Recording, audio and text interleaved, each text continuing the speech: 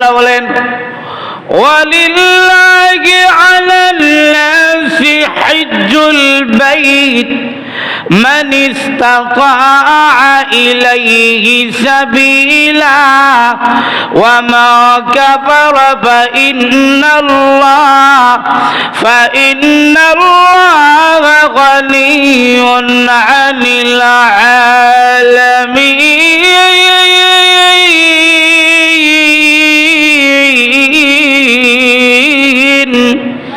আল্লাহ বলেন ওয়ালিল্লাহি আলান নাসি হিজ্জুল বাইত, মানুষের জন্য আমি আল্লাহ ফরজ করে দিয়েছি। কি ফরজ করে দিয়েছেন? এই ঘরের জিয়ারত করা আল্লাহ ফরজ করে দিয়েছেন। এই ঘরের হজ পালন করা আল্লাহ ফরজ করে দিয়েছেন।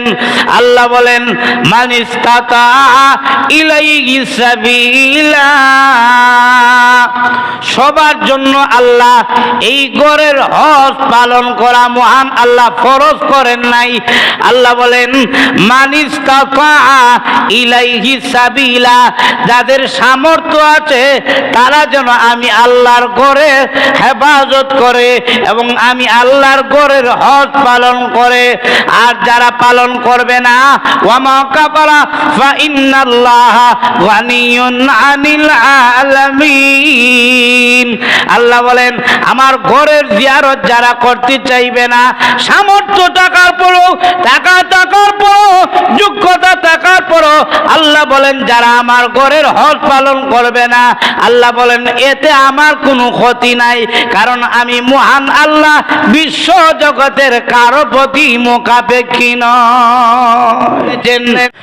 আর যারা নাকি হজ পালন করবে, আল্লাহ নবী বলেন হজের মধ্যে যদি কোনো গুনাহ সংগঠিত না হয়, হজে আমি গুনাহ করব না, আমি হজের মধ্যে স্ত্রী সহবাস করব না, স্ত্রীর সাথে আমি খায়ের সাথে কোনো আলাপ আলোচনা করব না, আমি আল্লাহর সন্তুষ্টির জন্য হজ করতে এসেছি, এমন হজ যদি হয়, অথবা এমন হজ যদি হয় যেই হজ করে আসার পরে দুনিয়ার প্রতি আপনার অনীহা সৃষ্টি হয়েছে, আখিরাতের প্রতি আপনার আগ্রহ সৃষ্টি হয়েছে, আল্লাহর রাসূল বলেন ওই যে হাজী যে হজ করে আসলো, দুনিয়ার মায়া তার ভিতর থেকে চলে গেছে, আখিরাতের মায়া বেড়ে গেছে, তার পুরস্কার আল্লাহর তৈরি জান্নাত ছাড়া আর কিছুই নাই। আসসালামু আলাইকুম ওয়া রাহমাতুল্লাহ। আলহামদুলিল্লাহ নাহমাদুহু ওয়া নাস্তাঈনুহু ওয়া নাস্তাগফিরুহু ওয়া নু'মিনু বিহি ওয়া নাতাওয়াক্কালু আলাইহি ওয়া না'উযু বিল্লাহি মিন শুরুরি আনফুসিনা ওয়া মিন সাইয়্যাতি আ'মালিনা। من يهده الله فلا مضل له ومن يضلله فلا هادي له ونشهد أن لا إله إلا الله وحده لا شريك له ونشهد أن سيدنا وسندنا وحبيبنا ومولانا محمدا عبده ورسوله الذي أرسل إلى الناس كافة بشيرا ونذيرا وداعيا إلى الله بإذنه وسراجا منيرا. أما بعد فقد قال الله تعالى في كلامه المجيد والفرقان الحميد. أعوذ بالله من الشيطان الرجيم بسم الله الرحمن الرحيم إن أول بيت وضع للناس للذي ببكة مباركا وهدى للعالمين فيه آيات بينات مقام إبراهيم وما دخله كان آمنا صدق الله العظيم الحمد لله আল্লাহ দরবারে লক্ষ কোটি শুকর আদায় করছি যে মহান আল্লাহ রাব্বুল আলামিন আমাদেরকে আল্লাহর ঘর মসজিদের মধ্যে পবিত্র জুমার ফরজ নামাজ পড়ার জন্য যে আল্লাহ আমাদেরকে পছন্দ করে আসার তৌফিক দান করেছেন, এই জন্য আমরা প্রত্যেকেই শুকর আদায় করছি, পড়ি আলহামদুলিল্লাহ। আজকে এই পবিত্র জুমাবারে আমরা হজ নিয়ে আলোচনা করব। যেহেতু আল্লাহর দিন যে 5টা বস্তুর উপরে টিকে আছে, এর মধ্যে একটা হলো হজ। ইসলামের ভিত্তি হলো 5টা, এর মধ্যে একটা কি? হজ। কালেমা, নামাজ, রোজা, হজ, যাকাত। 5টা ভিত্তির মধ্যে একটা হলো হজ। কালেমা পড়েছেন, আপনি মুসলমান হয়ে গেছেন। এখন আপনার উপরে কিছু দায়িত্ব আছে, যেমন নামাজ পড়া। নামাজ এটা ঘরে বসেও আপনি পড়তে পারবেন। রোজা আপনি যে কোনো জায়গায় পালন করতে পারবেন। যাকাত আপনি যে কোনো জায়গার এলাকার যে কোনো এলাকার বাসিন্দা হন, আপনি পারবেন যাকাত দিতে। কিন্তু হজ বাংলাদেশে বইয়া হজ পালন হয়ে যাইব, এরকম কোনো সিস্টেম আছে? এরকম না আছে নাকি? হজ করতে হলে যেতে হবে মক্কাতুল মুকাররমা, মদিনাতুল মুনাওয়ারা। মক্কা হলো এই দুনিয়ার মধ্যে, এই পৃথিবীর মধ্যে সর্বপ্রথম ঘর আল্লাহ বানাইছেন। এটার নাম কি? মক্কা। মক্কার মধ্যে আল্লাহ কাবা শরীফ বানাইছেন। এটা হলো পৃথিবীর সর্বপ্রথম ঘর। আসমানের উপরে একটা ঘর আছে, যেটার নাম হলো বাইতুল মামুর। আর আসমানের নিচে একটা ঘর আছে, পৃথিবীর সকল ঘরের চাইতে দামি ঘর। সেই ঘরের নাম কি? কাবা শরীফ। এই কথা আল্লাহ এক আয়াতে আল্লাহ বলেন, ইন্না আউয়ালা বাইতিন ওয়াদিআ লিল্লাস للذي ببكة مباركا وهدى للعالمين।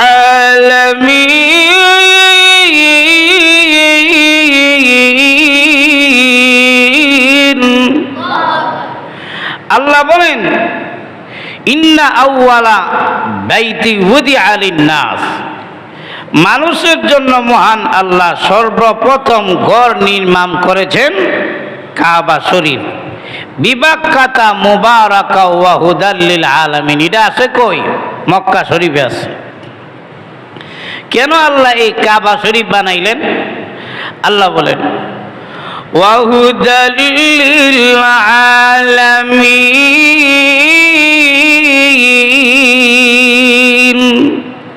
আল্লাহ বলেন কাবা শরীফ আমি আল্লাহ বানিয়েছি মানুষের হেদায়েতের জন্য। সুবহানাল্লাহ বলেন। এরপরে আল্লাহ বলেন ফীহি আয়াতুম বাইনাতুম মাকামু ইব্রাহিম।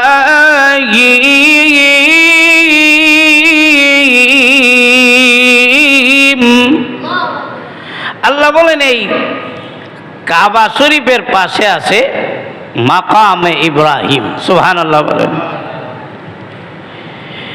মাকামে ইব্রাহিম আছে। আপনি হজ করবেন কেন? কেন আমি আরব দেশে যাব? কেন আমি সৌদি যাব? কেন আমি মক্কা যাব? প্রথম নম্বরে প্রশ্নই আসবে যে মক্কার মধ্যে আছে কার ঘর? আর এখন না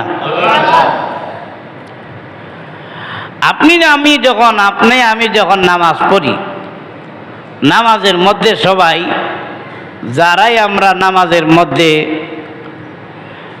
সূরা কুরাইশ পড়ি, লিইলাফি কুরাইশ ইলাফিহিম রিহলাতাশ শিতাই ওয়াস সাইফ ফালইয়াবুদু রাব্ব হাযাল বাইত।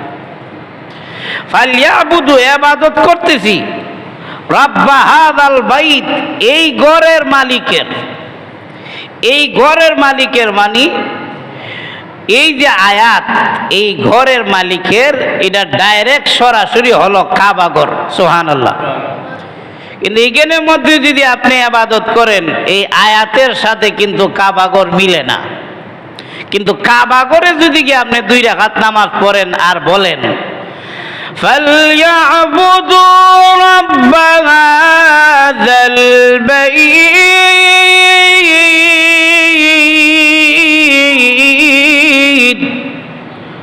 ওই ঘরে ইবাদত করি, এই রবের এমন এক রবের ইবাদত করি যেই রবের ঘরের মধ্যেই আমি আছি। কাবা শরীফে যদি নামাজ পড়েন এই রবের মালিকের ইবাদত করি, এটা যদি কাবা শরীফে দাঁড়ায় যদি এই সূরা পড়েন তাহলে এমন ঘরে দাঁড়াইলেন যেই ঘরের মধ্যে, যেই আয়াতের মধ্যে যেই ঘরের কথা কওয়া হইছে এই ঘরটা হইল কোনটা? কাবা শরীফ।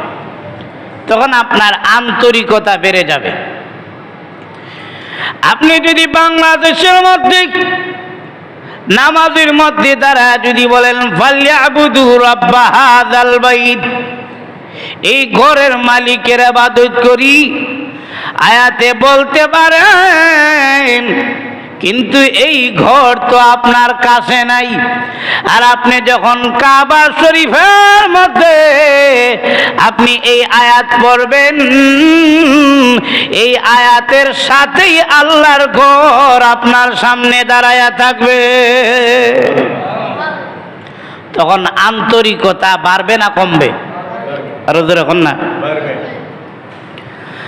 আল্লাহর ঘর খানায়ে কাবা, এটা ইব্রাহিম আলাইহিস সালাতু ওয়াস সালাম, হযরত ইব্রাহিম এবং ইসমাঈল আলাইহিস সালাতু ওয়াস সালাম বাপ ছেলে দুজন মিলে পুনরায় এটা নির্মাণ করেছেন। তো এই কাবা করে আপনি কেন যাবেন হজে? বলে হজে গেলে আমার মহান আল্লাহর ঘর দেখতে পাবো। এই জন্য আল্লাহ রাব্বুল আলামিন জানা দিয়েছেন ওয়াআযিন ফিন্নাসি বিল হাজ্জি ইয়াতুকা রিজালান ওয়া আলা কুল্লি দুআমিরিন ইয়াতিনা মিন কুল্লি হাজ্জিন আযমীক।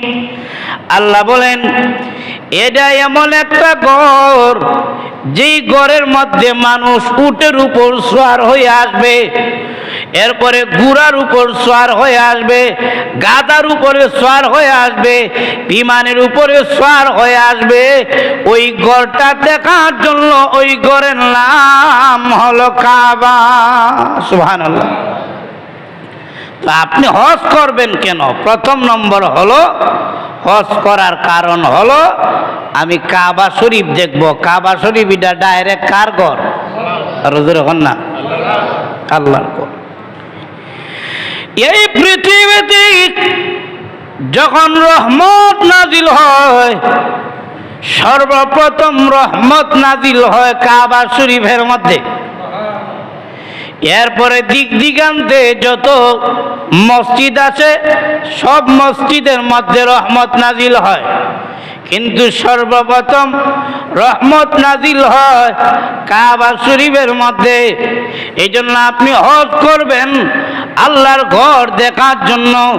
আল্লাহ রাব্বুল আলামিন এটা কর্তব্য করে দিয়েছেন, ফরজ করে দিয়েছেন যে আমার ঘর তোমরা জিয়ারত করো রে বান্দা বান্দি। আমি যেই মালিক তোমরা রে বানাইছি, আমি সেই মালিক তোমাদের জিয়ারতের জন্য আমি মাওলার ঘর তোমাদেরকে পুরস্কার দিয়েছি। এই জন্য আল্লাহর ঘর দেখার জন্য আল্লাহ রাব্বুল আলামিন বলছেন, আল্লাহ নিজেই কিন্তু কোরআনে বলছেন। আল্লাহ বলেন ওয়ালিল্লাহি আলান নাসি হিজ্জুল বাইত মান ইসতাতাআ ইলাইহি সাবিলা ওয়া মা কাফারা ফাইন্নাল্লাহা গানিয়্যুন আনিল আলামিন।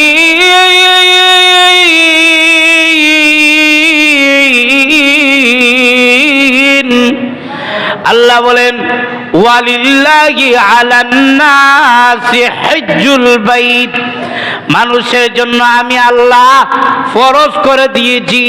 কি ফরজ করে দিয়েছেন? আলাল বাইত, এই ঘরের জিয়ারত করা আল্লাহ ফরজ করে দিয়েছেন। এই ঘরের হজ পালন করা আল্লাহ ফরজ করে দিয়েছেন।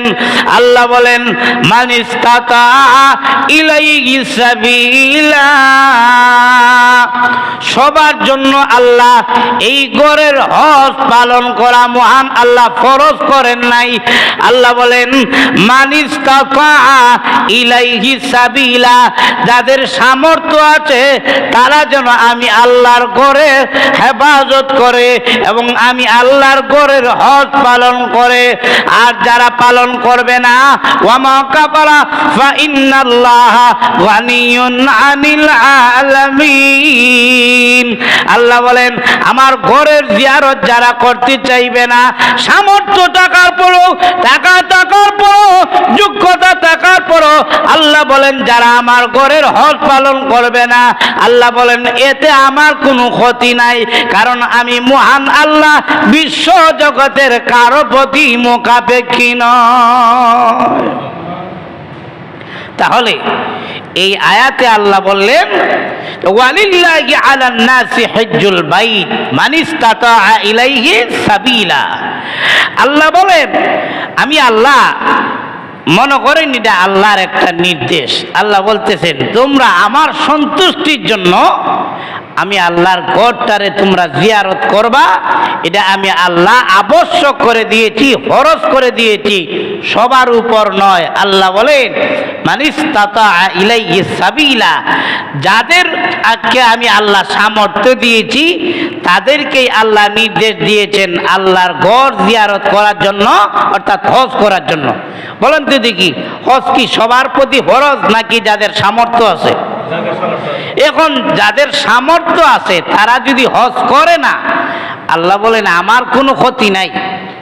তুমি যদি আমার ঘরের হজ না করো তাহলে আমি আল্লাহর কোনো ক্ষতি হবে না, কারণ তুমি ইবাদত করলে আমার ঘরের ইজ্জত বাড়বে এরকম না। অথবা তুমি যদি আমি আল্লাহর এই ঘরের ইবাদত করো, আয়া যদি 2 রাকাত নামাজ পড়ো, এতে যে আমি আল্লাহর লাভ হবে এমন না। তুমি যদি নাও করো, সামর্থ্য থাকার পরে যদি তুমি হজ নাও করো, আমার ঘরে আইয়া 2 রাকাত নামাজ নাও পড়ো, আল্লাহ বলেন আমার কোনো ক্ষতি হবে না, ক্ষতিটা তোমারই। কারণ আল্লাহ বলেন আমি আল্লাহ কারো ইবাদতের মুখাপেক্ষী না।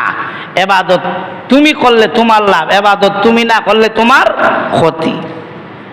আল্লাহ বলেন তোমারই লাভ। লাভটা কি? আল্লাহ নবী বলেন উম্মতের দল, লাভটা কি হবে জানোনি? তুমি যদি ভালোভাবে যদি হজ করতে পারো, আর প্রথম নিয়ত হলো আমি আমার মাওলার ঘর দেখব, আমি আমার আল্লাহর ঘর দেখব, যেই ঘরের মধ্যে নবীর হাতের ছোঁয়া লেগেছে, যেই ঘরের মধ্যে পয়গম্বরেরা নামাজ পড়েছেন, এই ঘর আমি দেখব, আমার মাওলার ঘর দেখব, আমি আমার কেবলা দেখব, যেই দিকে আমি নামাজ পড়ি এই ঘরটা আমি দেখব। এই নিয়ত করে যদি তুমি হজ করো আর তুমি যদি গিয়ে বাইতুল্লাহ শরীফের দিকে তাকাও, আল্লাহর রাসূল বলেন বাইতুল্লাহর দিকে পলকহীন দৃষ্টিতে তাকায় থাকলে প্রতি দৃষ্টিতে মহান আল্লাহ 120টা রহমত নাজিল করবে। দেখলেই সব, আল্লাহর ঘর দেখলেই কি সব। কোরআন শরীফ পড়া জানেন না কিন্তু চাইলেও সব। সুবহানাল্লাহ কন্যা। মা বাবা, আপনার ভালো লাগে না মা বাবার চেহারার দিকে তাকায় থাকতে? এরপরও যদি মনটা চায় না, জুড়ে জারে যদি কন্যা আজকে মা বাবার চেহারার দিকে তাকাইব, আমি আমার মার চেহারার দিকে তাকাইব, আমি আমার আব্বার চেহারার দিকে তাকাইব। আল্লাহ রাসূল বলেন উম্মতে মা বাবারে আদর করতে হয় না, মা বাবার চেহারার দিকে নেক নজরে তাকাইলেই সব পাওয়া যায়। মন রে যদি ধাক্কায় ধুক্কায় যদি মা বাবার সামনে নিয়ে হাজির করে দেয়, ওই মিয়া এরকম কি কোনো হাদিস আছে যে বউয়ের চেহারার দিকে চাইলেই কবুল হজের সওয়াব আছে? এটা তো এরকম আছে নাকি? 3 জিনিসের দিকে চাইলেই সওয়াব, এর মধ্যে একটা হলো কোরআন শরীফ, কোরআন শরীফের দিকে চাইলেই সওয়াব। আরেকজন হলেন বাপ মা। আল্লাহ রাসূল বলেন বাপ মার চেহারার দিকে চাইবা, হজ করলে কবুল হইতেও পারে নাও হইতে পারে, কিন্তু বাপ মার চেহারার দিকে তাকাইলে কবুল হজের সব পাওয়া যায়। আরো আসতে কোন সুবহানাল্লাহ। কারণ এটাই তো বেজার, বাপ মার চেহারার দিকে চাইতেইব, এখন তো মনটা কালা করে লিছে। এক সাহাবী প্রশ্ন করেন, সাহাবী ইয়া রাসূলুল্লাহ ইয়া হাবিবাল্লাহ, আল্লাহর নবী গো, আমি যদি আমার মা বাবার চেহারার দিকে একবার তাকাই, একবার কবুল হজের সব পাইমুনি? রাসূল বলেন হ্যাঁ। সাহাবী বলেন ওগো নবীজি, আমি যদি আবার তাকাই আবার পাইমুনি? বলে হ্যাঁ আবার হইবা। আমি যদি আবার তাকাই আবার কি কবুল হজের সব পাবো? আল্লাহ রাসূল বলেন সাহাবী রে, একবার দুইবার না, 100বারও যদি পলকের দৃষ্টিতে মা বাবার চেহারার দিকে যদি 100বারও তাকাও, মহান আল্লাহ রাব্বুল আলামিন কবুল হজ দেওয়ার সমান সব তোমার আমলনামায় দিবে। হজ করলে হজ কবুল, এটার কোনো নিশ্চিত নাই, কিন্তু মা বাবার চেহারার দিকে তাকাইলে কিসের সব পাওয়া যায়? মকবুল হজের সব পাওয়া যায়। সুবহানাল্লাহ বলে। 3 নম্বর হলো কাবা ঘরের দিকে তাকাইলে সব পাওয়া যায়। আর ওদের এখন না সুবহানাল্লাহ। যারা দেখতে যায়, দর্শনার্থী যারা ছায়া থাকে, এ কিন্তু আইছে না কাবা ঘর জিয়ারত করতো, কিন্তু এরপরও ছায়া রইছে। আল্লাহর রাসূল বলেন এরপরও তোমার আমলনামায় 20টা রহমত নাজিল হবে। এই হলো কাবা ঘর। এজন্য প্রথম নম্বর হলো আপনি কাবা ঘরে যাবেন কিসের জন্য? আল্লাহর ঘর জিয়ারতের জন্য, আল্লাহর ঘরটা দেখার জন্য। আল্লাহর ঘর দেখবেন, এটা তো সৌভাগ্যের বিষয়, সবার কপালে হয় না আল্লাহর ঘর দেখা। এজন্য নিয়ত রাখতে হবে আমি হজ করব। যাদের উপরে হজ ফরজ তারা তো হজ করতেই হবে। যাদের উপরে হজ ফরজ হয়েছে না, এরপরও নিয়ত করেন যে আমি হজ করব, আল্লাহর ঘরটা আমি দেখব, নিয়ত করেন, কারণ গেলেই তো সওয়াব। যখন আপনি কাবা ঘরের দিকে চাইবেন তখন মনে হয়ে যাবে কাবা ঘরের ভিতরে নামাজ পড়াইছেন কে? ইয়া আল্লাহ, আপনারা কি ঘুম আসেন নাকি? তা দিন হই যখন আপনি কাবা ঘরের দিকে চাইবেন তখন চাইলে কি মনে হবে এই ঘরের মধ্যে নামাজ পড়াইছেন কে? এখন না, আপনারা আমার নবী নামাজ পড়াইছেন। যখন আপনি কাবা ঘরের দিকে তাকাইবেন তখনই আপনার মনে হয়ে যাবে এই ঘরের মধ্যেই হযরত বিলাল আযান দিয়েছেন। সুবহানাল্লাহ বলুন।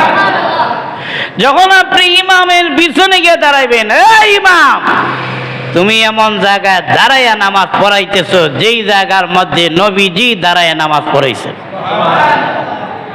যখন গিয়ে দেখবেন মুয়াজ্জিন আযান দেয় তখন আপনি কইবেন, ও মুয়াজ্জিন, যদিও তুমি আযান দিচ্ছ বিলাল নাই, কিন্তু এমন জায়গায় আযান দিচ্ছ যেখানে সরাসরি বিলাল দাঁড়িয়েছিলেন।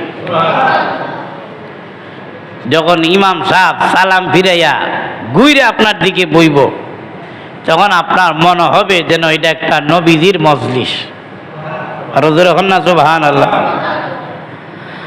আল্লাহ নবী বিশ্ব নবী রাহমাতুল লিল আলামিন নামাজ পড়ে সাহাবীদের দিকে ঘুরে যেতেন। আল্লাহ নবী নামাজের সালাম ফিরাইয়া নবীজি সাহাবীদের দিকে ঘুরে বসতেন। আল্লাহ রসুল সাহাবায়ে কেরামদের মনের দুঃখ কষ্টের কথা শুনতেন। এমনকি প্রতি নামাজের পরে নবীজি তাদেরকে আমলের কথা বলে দিতেন। ফজরের নামাজের পরে নবীজি সাহাবায়ে কেরামদের কাছ থেকে স্বপ্ন শুনতেন, স্বপ্ন শুনতেন নবীজি। এজন্য নবীর সাহাবায়ে কেরাম যারা নবীজির জায়গায় ইমামতি করেছেন তারাও সালাম ফিরাইয়া স্বপ্নের কথা জিজ্ঞাসা করতেন, আজকে রাত্রে কি স্বপ্ন দেখেছো? তো বিভিন্ন জন বিভিন্ন স্বপ্নের কথা বলতেন।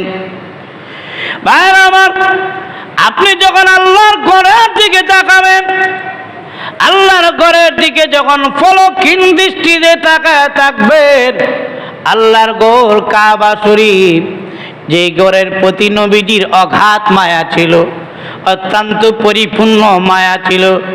আল্লাহ নবী মদিনা যাওয়ার পরও কাবা ঘরের দিকে রাসূল তাকায় থাকতেন।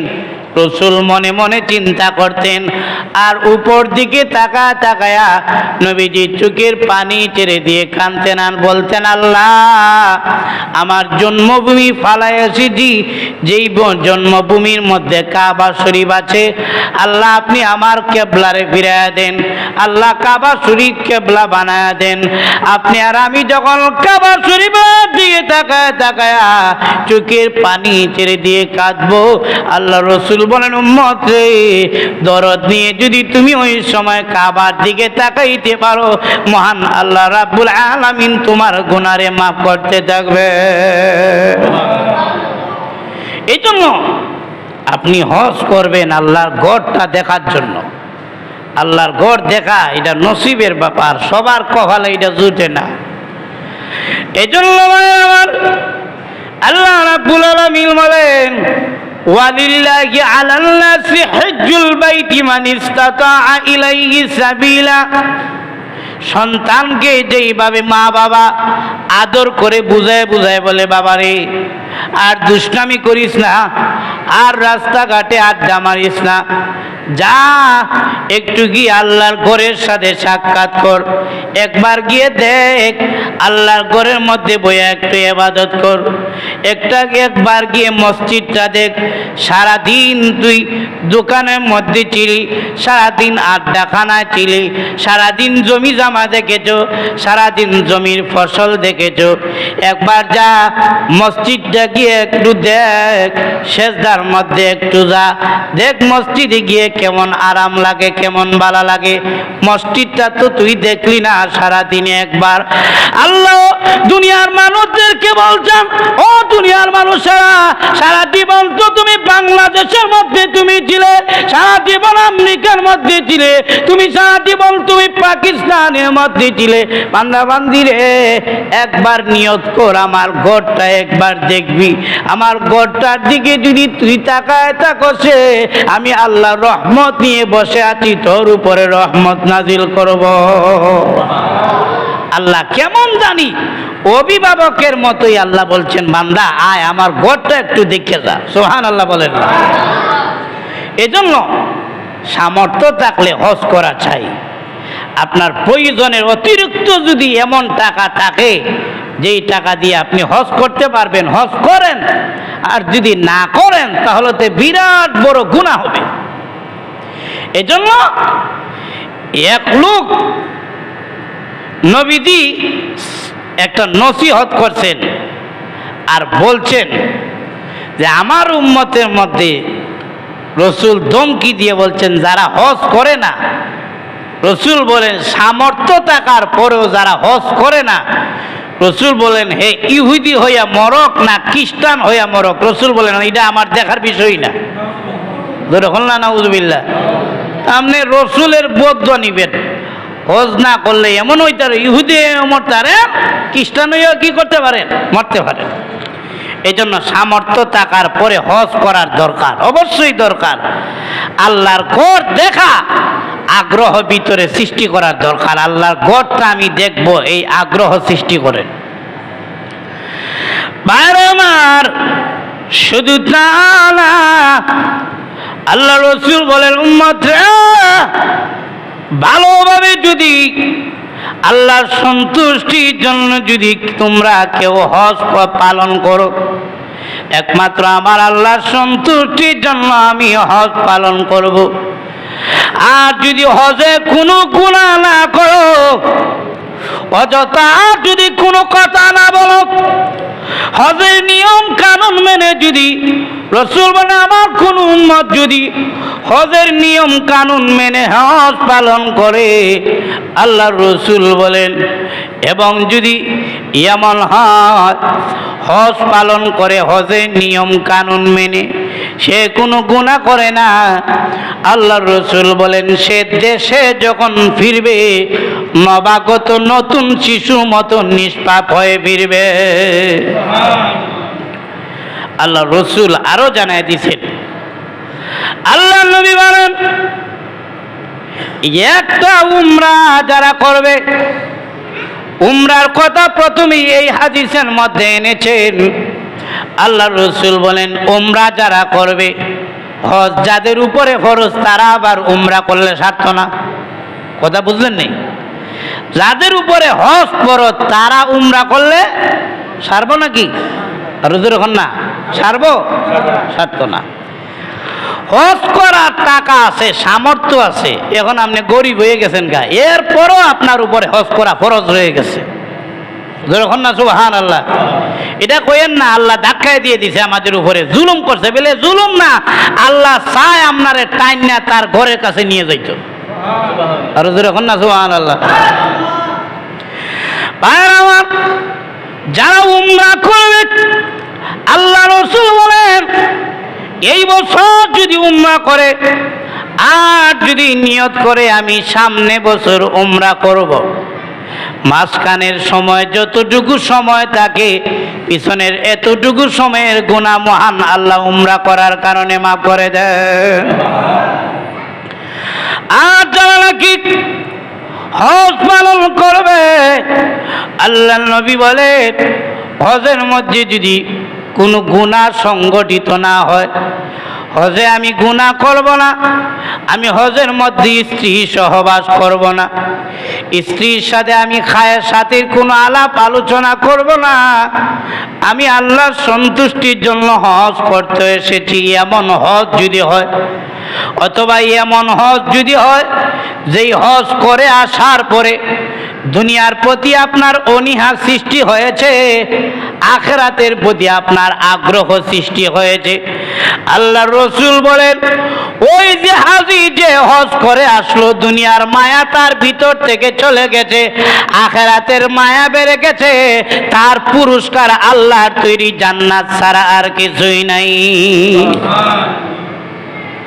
শুধু তা না, আল্লাহ রসুল আরো বলেন হে আমার উম্মত, যারা হজের মধ্যে টাকা পয়সা খরচ করে, এবং অনেকে আমরা দান সৎকা করি, কিন্তু হজের মধ্যে যে টাকা পয়সা খরচ করা হয়, এই টাকা পয়সা দান করার যে ফজিলত, এর চাইতে হজে টাকা পয়সা খরচ করলে 7 গুণ বেশি ফজিলত হওয়া যায়। আরেক হাদিসের মধ্যে আল্লাহর নবী বিশ্ব নবী রাহমাতুল লিল আলামিন জানায় দিয়েছেন, কিয়ামতের কঠিন ময়দানে হাজী সাহেব চলে যাবে জান্নাতে, হজ কবুল হয়ে গেছে, জান্নাতে চলে যাচ্ছে। এমন সময় ফেরেশতা গিয়ে হাজী সাহেবরে আঞ্জা দিয়ে ধরবো, ওই কই যান মিয়া? বলে জান্নাতে যাই। কেন জান্নাতে যান? বলে আমি হাজী, আমার হজ আল্লাহর দরবারে কবুল হয়েছে, জান্নাতে চলে যাই। আল্লাহ তো আমার গুনারে মাফ করে দিয়েছেন, আল্লাহর ঘর জিয়ারত করার কারণে গুনাহ মাফ। যখন আমি হজে চলে যাই, হাজীকে তখন ফেরেশতা ডাক দিয়ে বলে, হাজী রে, একা একা জান্নাতে যায়ও না, তোমার বংশধরের 400 মানুষকে সুপারিশ করার অনুমতি আল্লাহ তোমারে দিয়েছে। এই জন্য আমার হজ করতে হবে আল্লাহর সন্তুষ্টি করার জন্য। এই জন্য আল্লাহর ওলি যারা ছিলেন, তারা তো একবার হজ করার পরে নিয়তই করে ফেলেতেন, আমি বারবার হজ করব, এই নিয়তই করে ফেলাইতেন। এই সময় আমি বারবার আমার আল্লাহর ঘরটা দেখার জন্য আসবো, আমার মন চায় আমার নবীর রওজা বারবার জিয়ারত করব। কারণ আল্লাহ রাসূল বলেছেন, মান সাল্লা আলাইহা মান সাল্লা আলাইয়া ইনদা কবরি সামিতুহু। রাসূল বলেন, কোন ব্যক্তি যদি আমি নবীর রওজার সামনে এসে যদি কোন ব্যক্তি সালাম দেয়, রাসূল বলেন এই সালাম আমি নিজ কানে শুনি। এই জন্য নবীর প্রতিটি উম্মতের ভালোবাসা যদি নবীর প্রতি 100% থাকে, অবশ্যই বারবার নিয়ত থাকবে আমি হজ করব, নবীর রওজা জিয়ারত করব। শুধু তা না ভাইরা আমার, নবীর রওজা জিয়ারত যদি আপনি করেন, আল্লাহ নবী রাহমাতুল লিল আলামিনকে সালাম দিলে আল্লাহ রাসূল বলেন, আমি রওজা শরীফে জিন্দা, তুই উম্মতের সালাম আমি নিজ কানে শুনি এবং জবাব দিব। এজন্য নিয়ত করেন, সামর্থ্য থাকলে হজ করতেই হবে, এটা ফরজ। না হয়তো আপনি ইহুদি খ্রিস্টান হয়ে মারা যাওয়ার সম্ভাবনা আছে। আর সামর্থ্য যদি না থাকে, কিছু পয়সাও যদি থাকে, এরপর ঋণ কইরাইল হজ করেন, দেখতে পারবেন আল্লাহর ঘর, নবীর রওজা জিয়ারত করতে পারবেন। মাকামে ইব্রাহিম, আপনি মাকামে ইব্রাহিমের পাশে দাঁড়াইয়া আপনি নামাজ পড়তে পারবেন। হজরে আসওয়াদ পাথর আপনি চুমে দিতে পারবেন। আল্লাহ রাসূল বলেন, ও হজরে আসওয়াদ একটা কালো পাথর, এটা দুনিয়ার কোনো পাথর নয়, এটা হলো জান্নাতি পাথর। যখন না সুবহানাল্লাহ, এটা জান্নাতি পাথর হজরে আসওয়াদ। এই পাথরটা কালো ছিল না, এখন কিন্তু হজরে আসওয়াদ পাথরটা কালো, কিন্তু প্রথমে কালো ছিল না, দুধের মতো সাদা ছিল। আল্লাহ রাসূল বলেন, উম্মত রে, তুমি যদি হালাল টাকায় যদি তুমি গিয়া হজ করতে পারো, আর যদি হজরে আসওয়াদে চুমে দিতে পারো, এমন যদি হয় হজরে আসওয়াদে চুমে দিতে পারো নাই, বীরের কারণে অথবা তোমার নিজেরও সমস্যা হবে, তুমি বেশি অসুস্থ, ধাক্কায় যদি গিয়া হজরে আসওয়াদে চুমু দিতে যাও, মাঝখানে মারা যাওয়ার সম্ভাবনা আছে। অথবা তোমার বিভিন্ন সমস্যা হতে পারে। দূর থেকে যদি ডান হাত ইশারা দিয়া আর যদি হাতের মধ্যে চুম্বন করতে পারো, এর অর্থ হলো হজরে আসওয়াদ পাথর আমি চুমু দিয়ে ফেললাম। আল্লাহ রসুল বলেন, হালাল টাকায় যদি আল্লাহর সন্তুষ্টির জন্য, গুনাহ মাফের জন্য যদি ওই হজরে আসওয়াদ পাথরের মধ্যে কোনো আমার উম্মত চুমা দিতে পারে, ওই লোকটার গুনাহ পাথর চুষে নিয়ে টেনে তাকে দুধের মতো সাদা বানায়া দেয়। কিয়ামতের কঠিন ময়দানে হজরে আসওয়াদের মুখ থাকবে, হজরে আসওয়াদের জবান থাকবে, হজরে আসওয়াদের চোখ থাকবে। হাসরের কঠিন ময়দানে যারা খাঁটিভাবে নেক নিয়তে যারা হজরে আসওয়াদ পাথরটারে চুমু দিয়েছে, হাসরের কঠিন ময়দানে হজরে আসওয়াদ পাথর ওই লোকটাকে সুপারিশ করে জান্নাতে নিয়ে যাবে। এই জন্য নিয়ত করেন, যারা হজ করছেন না তারা হজ করবেন। সামর্থ্য যাদের আছে তারা হজ করতেই হবে, এটা বাধ্যতামূলক। হজ না করলে ইহুদি খ্রিস্টান হয়ে মারা যাওয়ার সম্ভাবনা সম্ভাবনা আছে। এই জন্য নিয়ত করেন হজ করবেন। এবং যারা উমরা করেছেন তারাও নিয়ত করেন যে আবার আমি হজ করার নিয়ত করলাম, আল্লাহ তুমি আমারে তৌফিক দাও। আল্লাহ বলেন, হজ করলে গরিব হয় না, বরং ধনী হয়। সুবহানাল্লাহ। দরিদ্রতা বাড়ে না, দরিদ্রতা বাড়ে না, কমে। এটা হাদিসের কথা। এই জন্য হজ করার নিয়ত করেন। এবং নামের জন্য হজ না যে আমার হাজি কইব আমি এটার লাগে হজ করা যাইমু, এই নিয়ত করেন না। এজন্য এমনভাবে আপনি হজ করেন যে আমার জীবনের যেন একটা উদ্দেশ্য থাকে। আমি আগেই নিয়ত কইরা লাইলাম, আল্লাহ তোমার ঘর জিয়ারত করা যাইতাছি, হজ করা যাইতাছি, আসার পরে আমি আর গুনাহ করব না। যেই লোক হজ কইরা আসার পরেও তার জীবনের পরিবর্তন আসলো না, ওই লোকের হজ আল্লাহর দরবারে কবুল হয় নাই। হয়তো কোনো সমস্যা আছে, হয়তো হজের মধ্যে কোনো ভুল করে ফেলাইছে নিয়মের মধ্যে। নিয়ম ছাড়া হজ হয় না, নিয়ম ছাড়া গাড়ি চালানো যায় না, নিয়ম থাকতে হয়। হজের মধ্যে নিয়ম আছে, নিয়মতান্ত্রিকভাবে আপনি হজ পালন করতে হবে।